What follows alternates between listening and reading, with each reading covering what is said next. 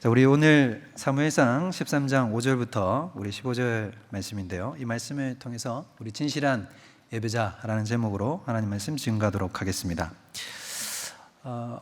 우리 인생에서 항상 제일 중요한 것 중에 하나가 바로 이 본질과의 싸움입니다. 그러니까 우리 인생의 본질, 삶의 본질, 우리 신앙의 본질이 무엇인가를 놓고 깊이 고민하고 그것에 대해서 천착하고 또 그것을 알고자 싸우는 것이야말로 우리 신앙인이 걸어가야 할 가장 중요한 길인 것입니다. 세상 사람들은 이런 본질과 근원 그리고 무엇이 인생의 참된 의미인가에 대해서 고민하지 않습니다. 그러나 기독교인은 다른 것입니다. 기독교인은 인생의 참된 의미가 무엇이고 무엇이 진리인가를 헤매고 찾았던 사람들이기 때문에 바로 우리가 오늘 이 자리에 있는 것이죠. 우리가 고민했고 아파했고 또 슬퍼했고 그것을 간절히 찾았기 때문에 하나님께서 우리를 불러주셨고 또 하나님께서 우리를 불러주셨기 때문에 우리 속에 그 마음들이 샘솟아 났다는 것입니다.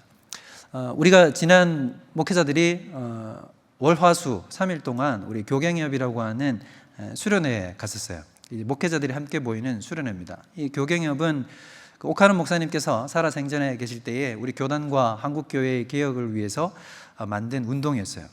그래서 여기 이 수련회가 지금 24회, 그러니까 24년째 이어져 내려오고 있는데 저희들도 그 수련회에 함께 하게 되었습니다.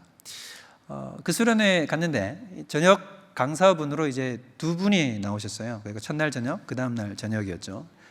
두 분이 누구셨냐면 이제 유기성 목사님과 그 다음에 부산 수영농업교회 이규현 목사님, 이 두 분이 나오셔서 설교를 하셨습니다.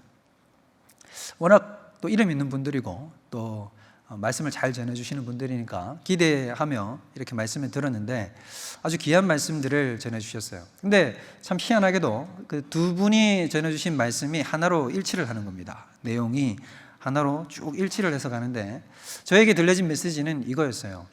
성수민, 너 본질을 회복해야 된다라는 말씀이었습니다.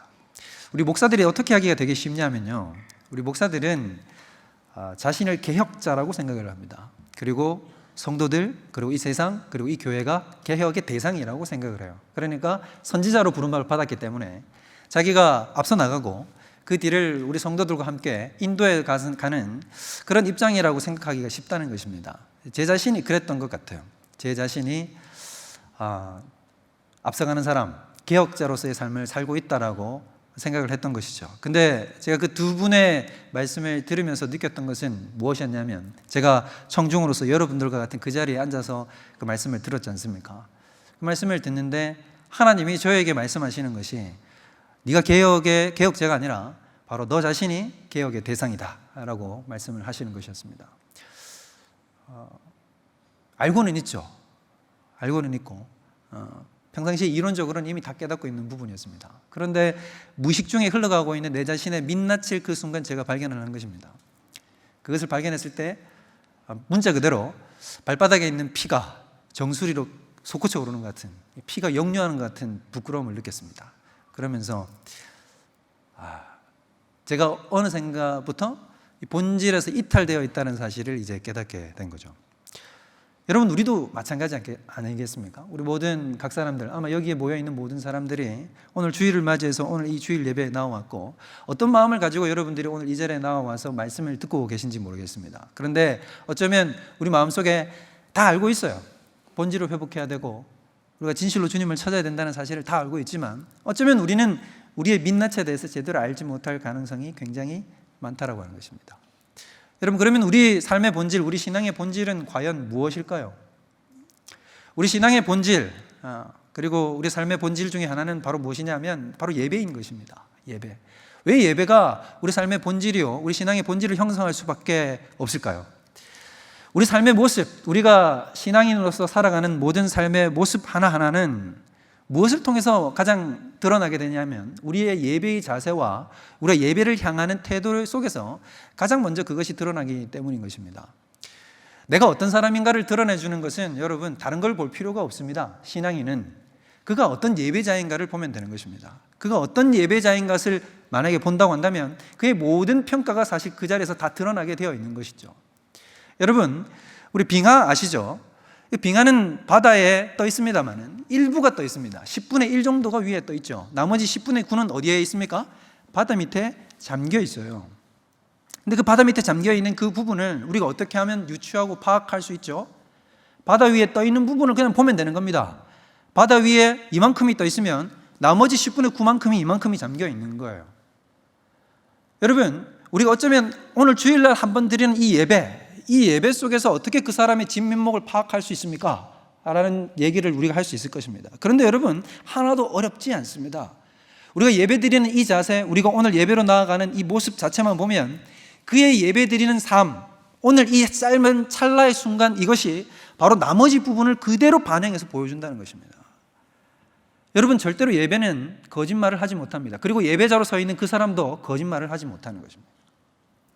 하나님께서는 오늘 한 사람의 예배자를 찾으시면서 우리 모든 각 사람들이 그런 진실한 예배자로 서서 우리에 담겨져 있는, 우리 인생에 아무도 모르는 이면 속에 감춰져 있는 이 부분들이 끄집어 올라와 참된 생명의 사람으로 변화되기를 하나님은 촉구하고 계시고 찾고 계시는 것입니다.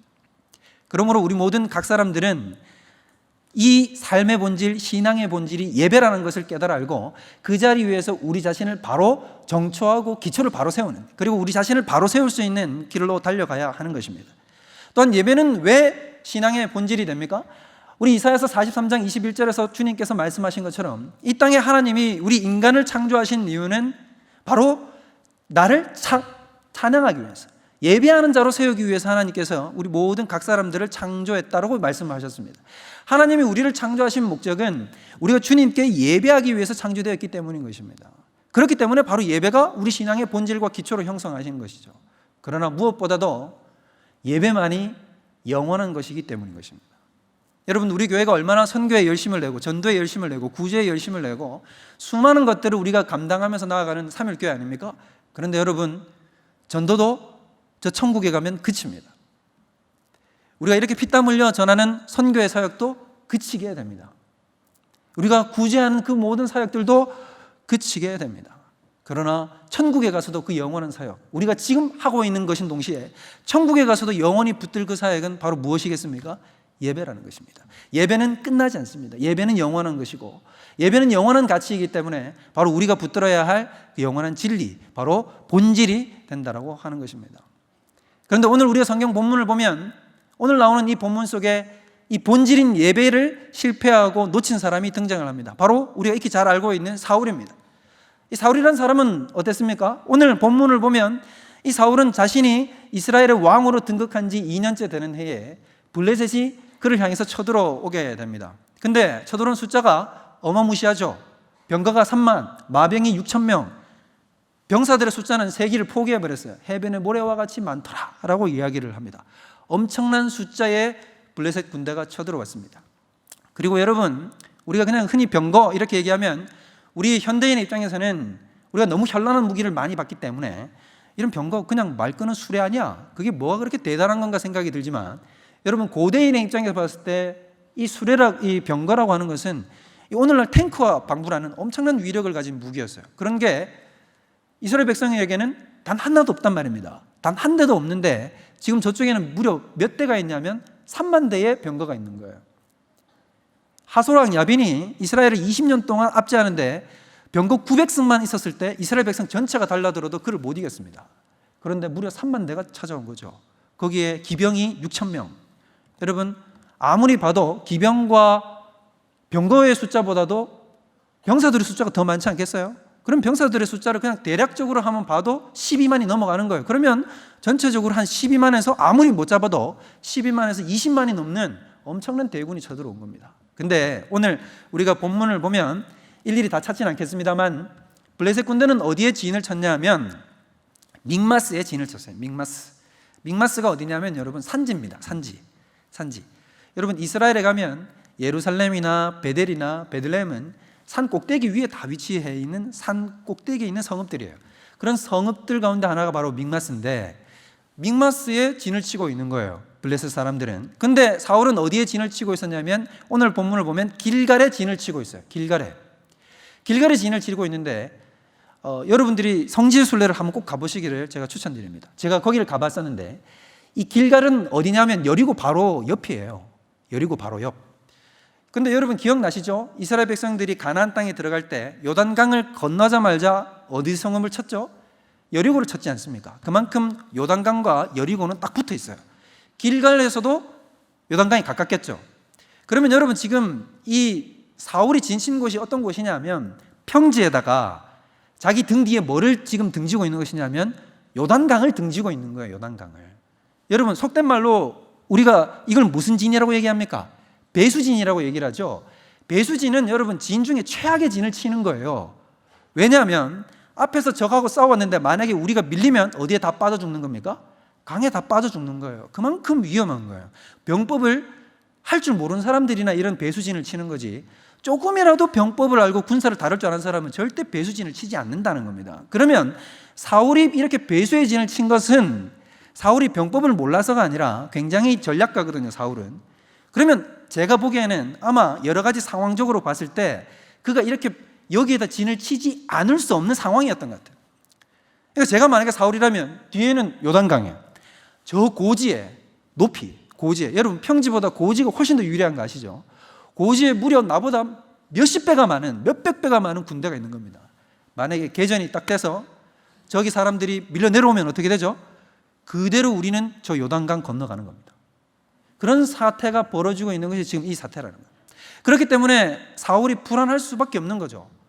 불안한 그 과정 가운데 자기를 주변을 둘러싸고 있는 사람들은 이제 흩어지기 시작합니다. 군대들은 흩어져요. 왜요? 여러분 누구나 마찬가지인데 가라앉는 배에는 사람이 타고 싶지 않거든요. 이 배가 가라앉을 것 같다. 그러면 어떻게 하시겠습니까? 다 구명조끼 입고 다 떠나가겠죠. 마찬가지로 아무리 봐도 이 전쟁이 질 것 같으니까 함께했던 백성들이 이래 다 도망가는 겁니다. 숲풀로, 동굴로, 들로, 계곡으로 다 숨어 들어가기 시작하고, 심지어 어떤 사람들은 요단강을 건너가는 거예요. 건너가서 반대편으로 넘어가서 거기서 숨고 있는 겁니다. 사울이 이 위급한 상황을 보는데 사무엘이 뭐라 그랬냐면 7일 동안 기다리라고 얘기를 했습니다. 기다리고 내가 하나님 앞에 예배를 드리고 나면 개전이다 라고 이렇게 얘기를 했단 말이에요. 그 상황을 알고 있는데 사울이 기다렸죠. 하루, 이틀, 사흘, 나흘을 기다리고 7일째, 그토록 기다리던 7일째가 되고 동이 터오는데 사무엘은 나타나지를 않는 겁니다. 12시가 돼도 나타나지 않고 저녁 제사를 드릴 때가 돼도 나타나지 않는 그 상황 속에 사울이 다급해져서 어떻게 했죠? 번제물을 가져오라는 거예요. 번제물과 화목제물을 가져와서 자신이 제사를 지냅니다. 근데 여러분 참 희한한 것은 꼭 제사를 드리고 나면 누가 나타나요? 사무엘이 나타나요. 오늘 성경 본문에도 우리가 여러분 보시면 이렇게 얘기를 하는데 10절에 보면 번제 드리기를 마치자 사무엘이 온지라. 근데 여러분 이게 한국말로는 조금 약하게 번역이 된 건데 원문 그대로 얘기하면 이런 거예요. 번제 드리기를 마치자 말자 보라. 보라가 생략되어 있어요. 우리나라 한국말에는. 보라 사무엘이 왔다. 완전 정말 당황스러운 그 순간이죠. 딱 죄를 저질렀는데 그 타이밍에 바로 사무엘이 딱 5분만 기다렸으면 되는데 5분만 기다렸으면 되는데 그걸 못 기다리고 제사를 드렸더니 사무엘이 온 거예요. 사무엘이 따져서 묻는 거죠. 지금 왕이시여, 지금 당신이 뭘 하신 겁니까? 지금 당신 뭐 하셨어요? 여러분 우리는 어쩌면 인간적으로 봤을 때는 이 사울의 마음이 너무 이해되지 않습니까? 급하잖아요. 지금 안 드리면 망하잖아요. 이대로 전쟁도 한번 칼도 한번 못 뽑아보고 망할 수는 없잖아요.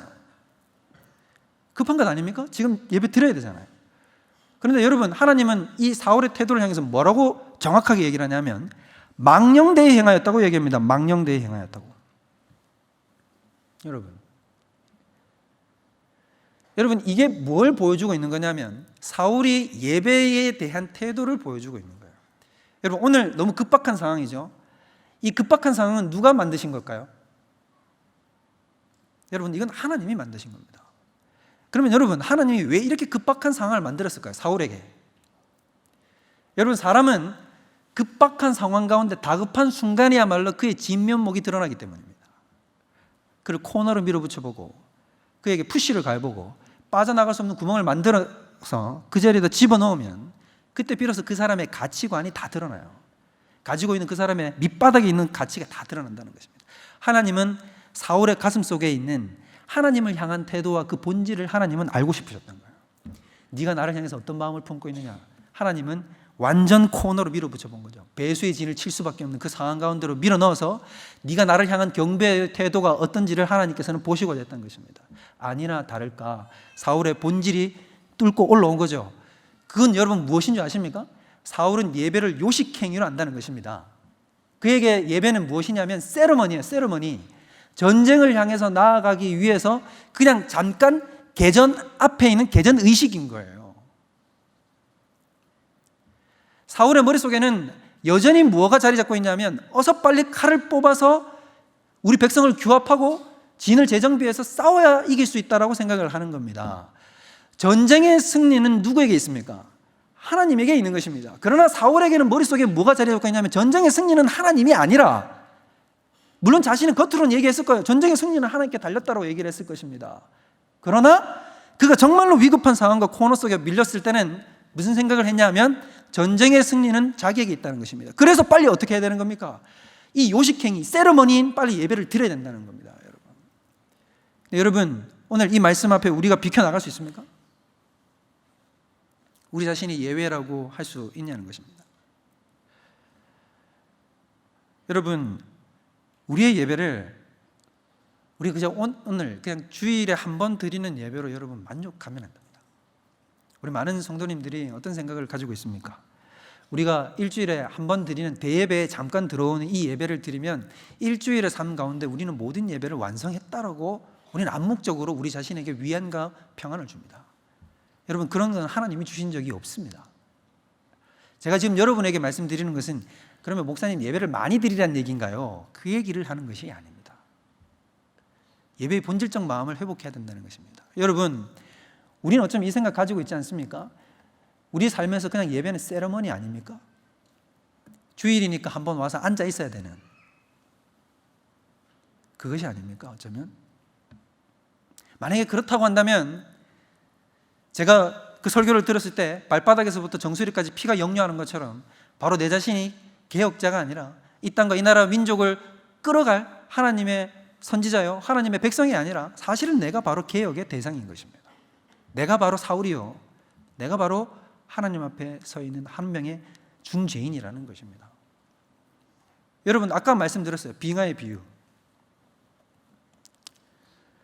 여러분, 오늘 만약에 우리가 이 자리에서 예배를 실패하고 예배 속에 하나님 앞에 나아가는 것을 게을리 행한다고 한다면 그가 나가서 일상의 삶 가운데서 온전한 삶을 살아갈 수 있겠습니까? 오늘 잠깐 1시간짜리 이 1시간짜리의 예배도 주님 앞에 집중해서 주님 앞에 나아갈 수 없다고 한다면 그가 어떻게 일주일의 삶 가운데 하나님 앞에 전심으로 집중하여 주님을 붙들고 주님 앞에 나아가며 살아갈 수 있겠냐고요. 그건 여러분 불을 보듯 뻔한 거예요. 명약관화한 것입니다. 우리가 이 짧은 순간에도 주님 앞에 온전히 나아갈 수 없다면 우리는 어쩌면 이렇게 생각할 수 있어요. 오늘 사울은 이 예배 한 번을 잘못 드린 걸로 말미암아 사무엘이 어떤 징계를 내렸냐면 이렇게 얘기를 해요. 13절에 보면 사무엘이 사울에게 이르되 왕이 망령되이 행하였도다. 왕이 왕의 하나님 여호와께서 왕에게 내리신 명령을 지키지 아니하였어. 만약에 지켰다면 여호와께서 당신의 나라를 영원히 세우셨을 것인데 지금은 왕의 나라가 14절 길지 못할 것이라고. 하나님이 다른 마음에 합한 자를 세워서 왕을 대신할 것이라고 얘기하는 것입니다. 어쩌면 우리는 이렇게 볼 수 있어요. 와, 이건 너무하다. 지금 사울이 예배 한 번을 잘못했고 다급한 순간에 잘못 드렸을 뿐인데 하나님은 너무 가혹하게 쳐버리는 것 아닌가. 왕을 폐위시켜버린 거예요. 사울을 하나님의 마음에서 지워버린 거죠. 폐위시켜버린 거랍니다. 근데 아까도 말씀드렸다시피 여러분, 예배는 우리의 삶의 본질을 가장 그대로 민낯을 드러내주는 형태라는 것입니다. 그렇기 때문에 사울의 가슴 속에 무엇이 도사리고 있는지가 이 한 번의 예배 속에서 이미 다 드러나는 거예요. 하나님은 이미 관통해서 다 보시는 거라는 겁니다. 우리도 마찬가지인 것입니다. 우리가 드리는 이 예배 한 번을 실패하면 여러분, 그 예배의 실패가 사실은 예배의 실패로 그치지 않는다는 데 문제가 있어요. 그것이 사실 우리 인생의 실패요, 우리 삶의 변질이요, 우리가 무너져 내려가고 있는 것을 그대로 방진해서 보여준다는 것입니다. 여러분, 그러므로 우리의 예배 속에는 무엇이 숨쉬어야 될까요? 우리의 예배 속에는 여러분 간절함이 있어야 돼요. 간절함. 제가 한동대를 나왔는데 제가 한동대 다닐 때 강사로 오셨던 목사님이 계셨어요. 그 목사님 누구냐? 김동호 목사님이셨습니다. 지금은 이제 은퇴하셨죠. 높은 뜻 숭의교회. 그 김동호 목사님이 우리 한동대를 너무 좋아하셔가지고 오셔서 강의를 참 많이 해주셨어요. 주옥 같은 강의도 많이 해주셨는데, 그분이 강의를 하시면서 우리 한동대 학생들이 이렇게 강의실에 꽉 앉아 있는데 뭐라고 얘기를 했냐면 이렇게 얘기를 했어요. 내가 우리 한동대를 보니까 피냄새가 안 나. 여러분에게서 피냄새가 나지 않아요? 이 얘기를 했어요. 여러분, 근데 이것이 우리 그때 당시에 앉아 있었던 많은 한동대생들에게 엄청난 충격을 줬습니다. 왜? 우리가 뭘 잘못했는데? 우리가 소위 말해서 위에서 잘 수도권 대학 가서 잘 살 수 있는 거 우리 다 포기하고, 저희 때만 해도 그랬거든요. 포기하고 여기까지 내려와가지고 열심히 공부하고 우리가 얼마나 바쁘게 지내면서 아침 시간, 점심 시간, 저녁 시간마다 기도하면서 주님 앞에 나아가는데 왜 우리한테 피냄새가 안 나냐고. 근데 여러분, 김동호 목사님이 뭐라 그랬냐면 피냄새가 안 느껴진다. 그 피냄새가 여러분 무슨 뜻인지 아시겠죠?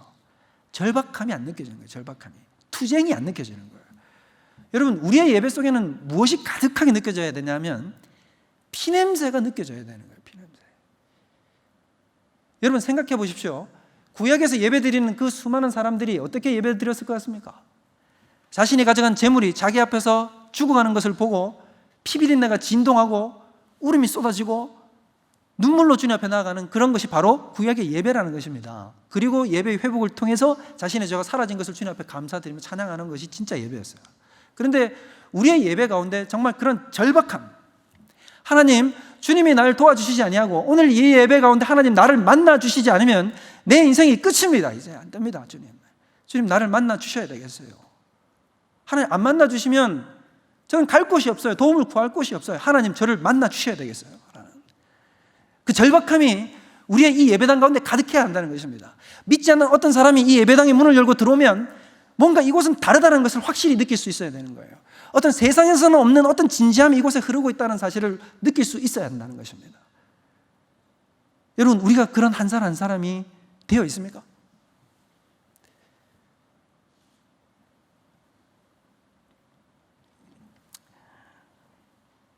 사무엘서는 여러분 처음부터 끝까지 이 예배의 중요성에 대해서 강조합니다. 여러분 기억나시죠? 엘리의 제사장의 가문의 이야기로 사무엘서 이야기가 시작합니다. 여러분도 알다시피 잘 보십시오. 그 앞에 있던 엘리가 멸문지화를 당했습니다. 왜 멸문지화를 당했나요? 엘리의 두 아들 홈리와 비나스가 예배를 만홀히 여겼기 때문인 것입니다. 그들이 어떻게 했습니까? 가져온 재물이 있으면 제사를 다 드리고 나면 제사장용 고기를 삶아서 이제 가져가거든요. 근데 이걸 어떻게 했냐면 제사장 사환을 보내가지고는 이 포크 같은 삼지창을 가져오는 거예요. 그래가지고 휘저어가지고 쿡 하고 찌르면 거기서 나오는 걸 자기가 마음대로 막 가져가는 거죠. 이제 나중에 삶은 고기만 먹는 게 질린 거예요. 물에 빠진 고기, 나 싫어, 이렇게 된 거죠. 그래서 이제 어떻게 했는지 아십니까? 사환을 시켜가지고는 하나님 앞에 제사를 드리기도 전에 가죽을 벗긴 생고기를 그대로 달라고 요구를 하는 겁니다. 그거 빨리 내놔. 마치 우리 같으면 어떤 거냐면 헌금을 하려고 헌금을 하면 집어넣기도 전에 어차피 헌금은 들어갈 거잖아. 목사가 가가지고 내놔라고 얘기하는 거예요. 황당하기 짝이 없는 일이죠. 헌금 드리고 주님 앞에 바쳐진 다음에 사례로 나갈 겁니다고 얘기해도 필요 없다. 나는 날 돈을 원한다. 지금 내가 돈 원하는 현금 원하니까 나한테 달라고. 하나님이 이들을 잠잠히 지켜봤어요. 엘리가 어떻게 하는지 지켜본 거죠. 엘리가 어떻게 했습니까? 엘리가 아들들을 불러놓고 강력하게 징계를 해서 너 지금 정신 안 차리냐 지금. 예배가 얼마나 중요한 것인지. 근데 이 얘기를 하지 않고 적당한 말로 다 이러고 만 거예요. 하나님이 너무나 분노하셔서 이 소년들의 죄가 여호와 앞에 심히 크면 그들이 여호와의 제사를 멸시함이었더라. 너희는 어찌하여 내가 내 처소에서 명령한 내 제물과 예물을 밟으며 내 아들들을 나보다 더 중히 여겨 내 백성이 이스라엘에게 드리는 가장 좋은 것으로 너희 배를 불리느냐. 그리고 이미 알다시피 여러분 그 결과를 아십니다. 그 가정이 멸문지화를 당해버렸어요. 오늘 사울도 마찬가지라는 것입니다. 오늘 사울도 하나님 앞에 잘못된 예배의 자세로 나아갔을 때 하나님은 사울을 끌어내렸어요. 여러분, 엘리의 제사장 가문이 끌어내려지고 그 뒤로 올려진 사람이 누구냐면 사무엘이고, 사울이 끌어내려지고 그 뒤를 대신한 사람이 바로 다윗이 되는 겁니다. 예배의 실패는 인생의 실패입니다. 여러분 반드시 기억하십시오. 오늘 이 자리를 여러분들이 반드시 이제 마치면 나갈 거예요. 근데 여러분 평생에 여러분 절대로 잊으면 안 돼요. 저도 잊으면 안 되고 여러분도 잊으면 안 돼요. 오늘 이 자리에 있는 모든 사람들이 우리가 이 말을 잊으면 안 돼요. 예배의 실패는 우리 인생의 실패예요. 그저 인생의 실패 정도가 아니라 영원에 이 땅에 있는 하나님의 영생의 삶에서 우리는 이탈되는 거예요, 여러분. 무시무시한 결과를 가져오는 거예요. 이걸 우리가 명심해야 한다는 것입니다. 여러분, 성경은 시종일관 이런 이야기로 가득 찹니다. 창세기에 무엇으로 나옵니까? 가인과 아벨을 보세요. 가인과 아벨. 가인이 인류 최초의 살인자요, 하나님을 대적하는 백성의 시조가 되었던 것은 결국 무엇에 실패해서 비겨냈냐 하면 그가 바로 예배의 실패에서 시작을 했다는 것입니다. 하나님 앞에 드린 제물을 잘못 바쳤고, 제물은 하나님 앞에 드렸으나 마음은 없는 빈 깡통 같은 예배를 주님 앞에 드렸을 때 하나님께서 그를 인정하지 않으셨거든요. 하나님께서 그에게 기회를 사실 준 거예요. 그것은 당장에 죽이지 않고 가인에게 기회를 줬는데 가인은 끝까지 하나님 앞에 반항했어요. 끝까지 하나님 앞에 반항. 여러분, 그 반항이 어떤 건지 아시겠죠? 여러분, 가인은 아벨이 미워서 죽인 게 아닙니다. 아벨이 미운 게 아니에요. 가인은 지금 누가 미운 거냐면 내 제사를 안 받아주는 하나님이 미운 거예요. 하나님에 대한 적대감을 표시하는 겁니다. 그 적대감으로 누구를 죽이냐면 아벨을 죽이는 거예요. 아벨을 죽이고는 아무런 양심의 가책이 없죠. 아무런 양심의 가책이 없이 그냥 자기 아들 일을 하고 있어요. 하나님이 찾아와서 묻습니다. 네 동생 아벨이 어디 있느냐? 네 동생의 피가 땅에서부터 나에게 호소하느니라. 가인의 대답이 어땠는지 아십니까? 그걸 왜 나한테 쳤습니까? 내가 내 동생 지키는 자입니까? 여러분, 이 대답이 가지고 있는 의미가 뭐죠? 철저하게 하나님 앞에 반항한다는 것입니다. 여러분. 그 가인이 예배에 실패를 했을 때, 하나님을 향한 참된 예배자가 되지 못했을 때 그의 인생이 처절한 실패 가운데 들어가게 됐다. 여러분, 우리의 삶도 마찬가지인 것입니다. 우리가 한번 드리는 이 예배를 가볍게 여기고 주님 앞에 나아가는 이 예배의 이 순간을 우리가 내려놓게 되면, 그러면 여러분, 진실한 예배자로서 또 참된 하나님의 그리스도인으로서 우리가 바로 서지 못하게 되는 것입니다. 하나님은 다윗을 정말 사랑하셨거든요. 여러분, 열왕기를 여러분들 많이 보셨을 거예요.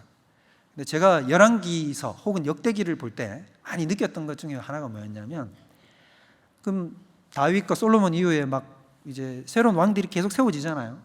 근데 그 계속 세워지는 왕들 앞에 하나님이 가셔서 하나님이 꼭 하시는 말씀이 있어요. 여러분, 뭘 느끼셨습니까? 꼭 가가지고는 하나님이 그 왕들한테 하는 말이 뭐냐면, 네가 내 종 다윗과 같이 말하면 네가 형통하다라고 자꾸 얘기해요.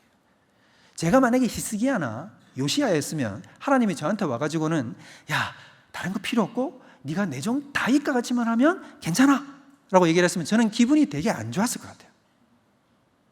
제가 약간 신성모독을 했나요? 좀 기분이 좀 안 좋았어요. 여러분, 마치 예를 들면 이런 거예요. 만약에 재혼을 했다고 칩시다. 재혼을 했는데 제가 재혼을, 죄송해요, 극단적인 비유를 들어서, 제가 만약에 재혼을 했어요. 그러면 새로 들어온 아내한테, 새 부인한테 이렇게 얘기를 하는 거예요. 당신이 너무 잘하려고 할 필요가 없다. 근데 딱 어떤 만큼 하면 되냐면 내 전처만큼만 하면 된다 라고 얘기를 하면, 여러분, 듣고 있는 부인이 기분이 어떻겠어요? 안 좋을 거 아니에요. 마치 그와 똑같은 거예요. 하나님이 자꾸 나한테 오셔가지고는 뭐라 그러냐면, 내 종 다윗과 같이만 하면 된다, 내 종 다윗과 같이만 하면 된다, 내 종 다윗과 같이만 하면 된다고 얘기해요. 여러분, 그러면 왜 하나님은 자꾸 다윗과 같이만 하면 된다고 얘기를 할까요? 그만큼 하나님의 가슴 속에서는 다윗이 큰 자리로 자리 잡고 있는 것입니다. 다윗이. 여러분, 하나님은 왜 다윗이 그렇게 큰 자리를 자리 잡고 있을까요? 우리 아모스 9장 11절 한번 띄워주시면 우리 다 같이 한번 읽어보기를 원합니다. 아모스 9장 11절 앞에 나왔죠? 우리 다 같이 한번 읽어봅시다. 시작.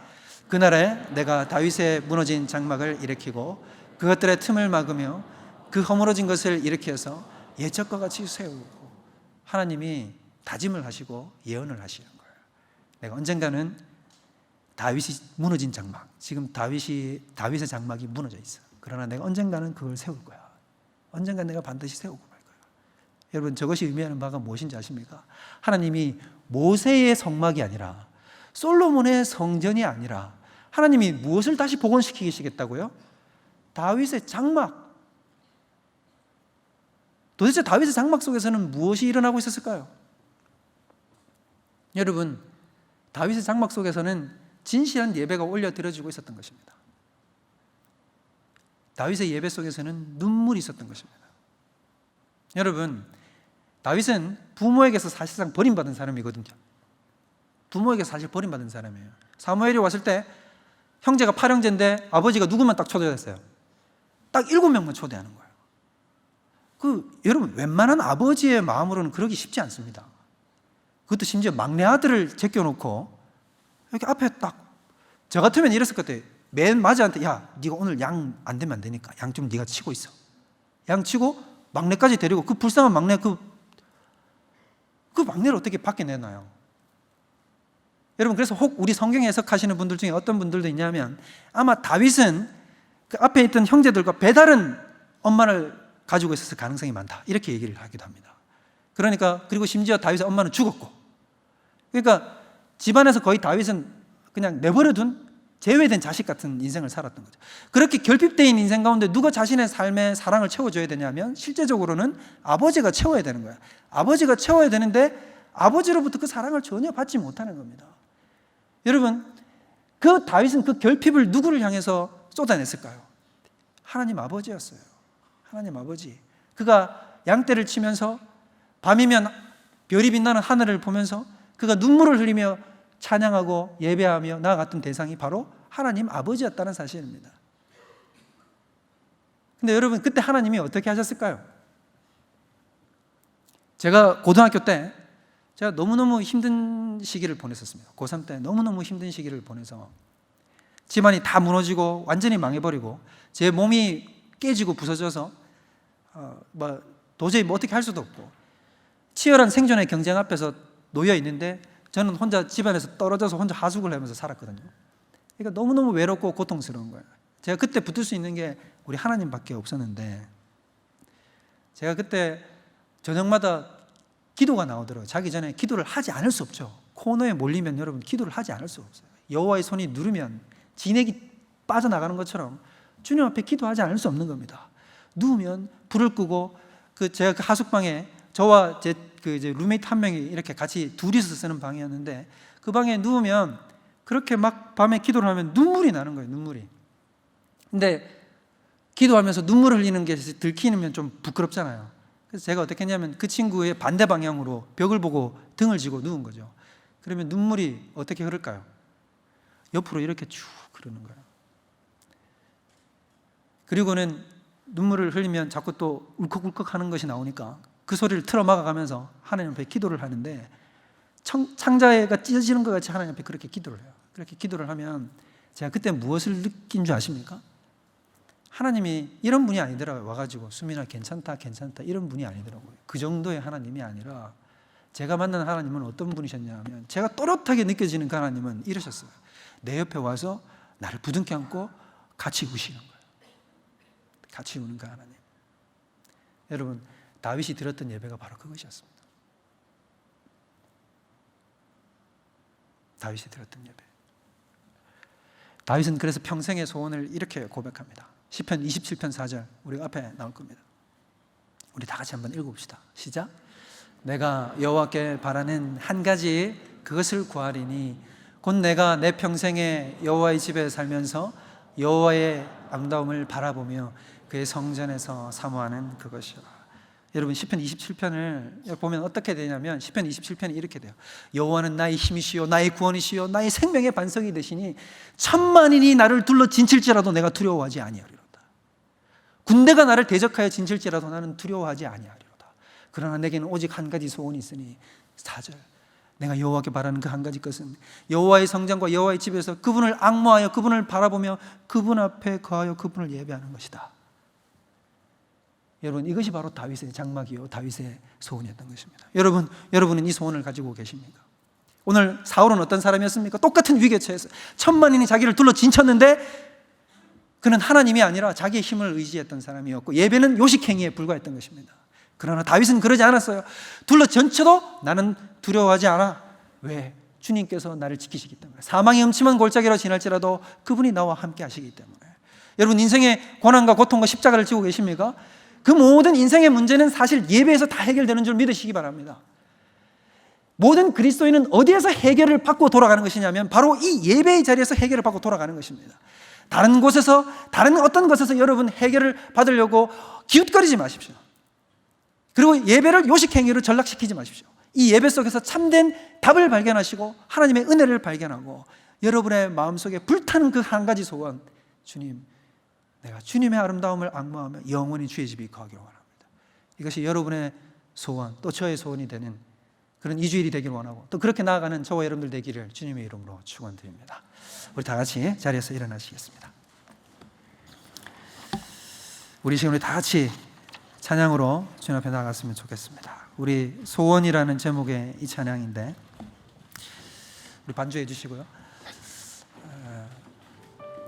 여러분, 우리 마음속에 진실한 소원, 우리 마음속에 정말로 하나님을 향한 간절한 바람, 그 바람은 바로 하나님, 주님이 원하시는, 정말 주님이 찾으시는 한 사람의 예배자, 영원히 주의 영광과 아름다움을 바라보며 그 속에 거하는, 그러하여 내가 눈물을 흘릴 때 나의 손잡고 나를 부둥켜 안고 함께 울어주시는 아버지, 그 예수 그리스도를 만나고, 멀리 떨어져 계시고 나의 인생에는 전혀 상관없는 분처럼 느껴지는 그런 하나님이 아니라, 나의 필요를 따라 끌어들이는 그런 하나님이 아니라, 정말 나의 진실한 사랑, 나의 신랑, 나의 아버지 되신 그분을 만나기를,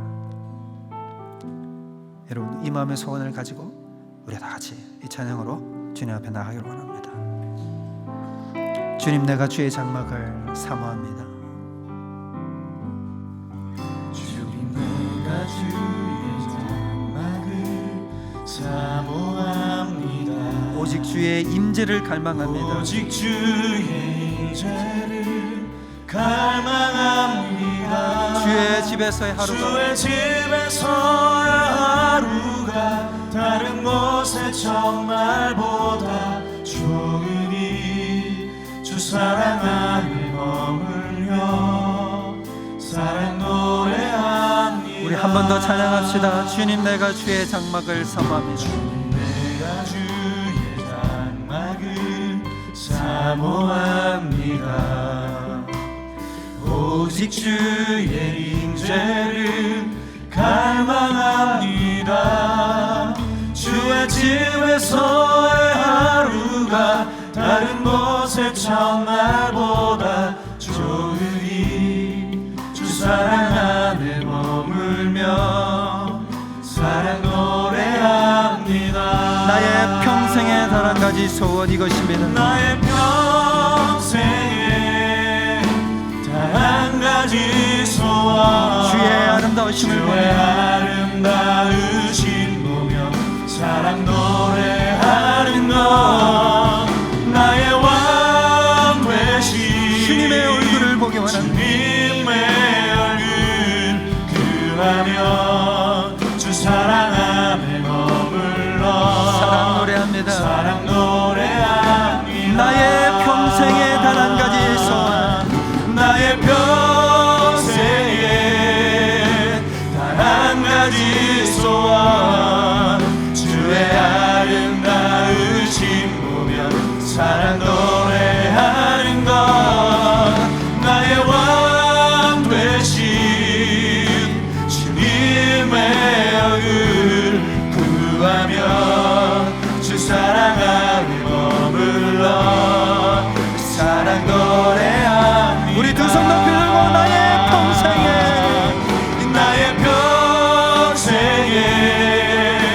단 한 가지 소원, 주의 아름다우심 보며 사랑 노래하는 것, 나의 왕 되신 주님의 얼굴 구하며 주 사랑 안에 머물러 사랑 노래합니다.